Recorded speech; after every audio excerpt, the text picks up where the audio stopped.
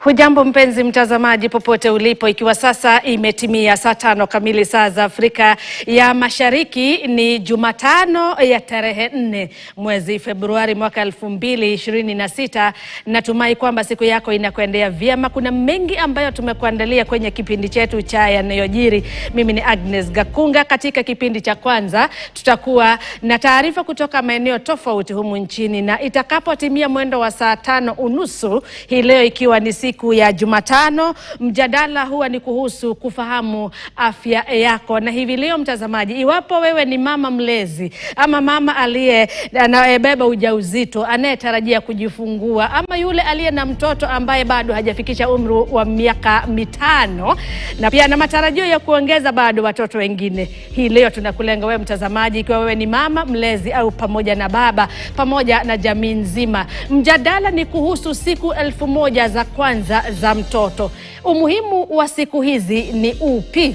Ni kipi ambacho unafaa kukizingatia, ikizingatiwa kwamba katika hiki kipindi cha siku 1000 za kwanza, kile ambacho mtoto atakifahamu ama zile kumbukumbu atakazokuwa nazo ni vigumu kuzifuta katika utu wake uzima. Kwa hivyo ni kumaanisha kwamba mazingira ambayo mtoto analelewa, hali ambayo huyu mtoto analelewa, inachangia sana katika ukuaji wa ubongo. Hapa kwenye studio nitakuwa na mzazi ambaye pia ni mtetezi wa masuala ya ukuaji wa watoto. Nitakuwa na mtaalam wa lishe bora pamoja na mtaalam wa afya ya watoto pamoja na mjuzi ama mtaalam pia wa masuala ya ukuaji na malezi ya watoto. Usiende mbali mtazamaji, tutasoma mengi pamoja. Karibu sana, mimi ni Agnes Gakunga. Shule ya wasichana ya Njoro imefungwa kufuatia kifo cha mwanafunzi wa kidato cha 4. Mwanafunzi huyo anayefahamika kama Brenda Akinyi alifariki Jumamosi iliyopita baada ya kudaiwa kukosa kufikishwa hospitalini kwa wakati akiwa shuleni.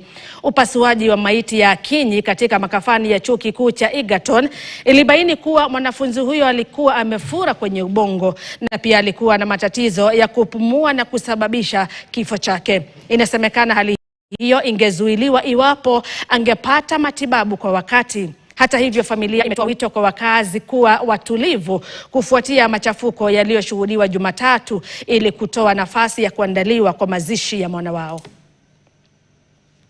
Naona kwamba kile kimemuua ni kufura kwa brain na kutopumua vizuri kwa sababu ya congestion ya lungs.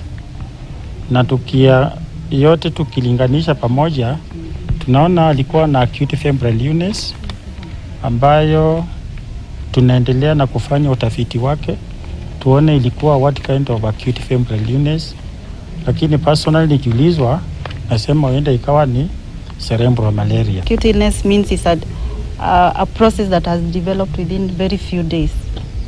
Yes, so if you give the treatment at the right time, then you'll be able to manage the condition. Fanya mikutano na imekubalika ya kwamba tuungane kwa pamoja. Tunaomba public, tunaomba wote ambao walikuwa wanafanya mob na wote waliokuwa na hasira, tunawaelewa. Lakini tunaomba unganeni sasa kwa uzuri na shule, tuweze kumzika Akinyi kwa njia nzuri, tupate support ya shule ije iomboleze msichana ambaye ilikuwa inamfunza. Visa vya watoto wachanga na vijusi kutupa